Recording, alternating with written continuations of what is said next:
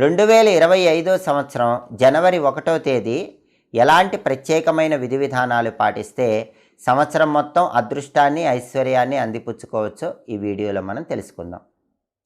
ఆంగ్ల నూతన సంవత్సరం 2025 బుధవారం వచ్చింది.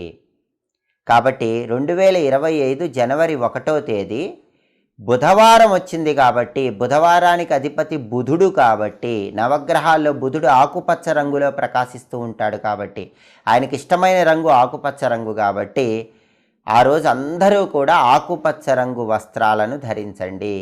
ఆకుపచ్చ రంగు వస్త్రాలు ధరించడం వీలు కాకపోతే ఆకుపచ్చ రంగు కర్చీఫ్ దగ్గర ఉంచుకోండి.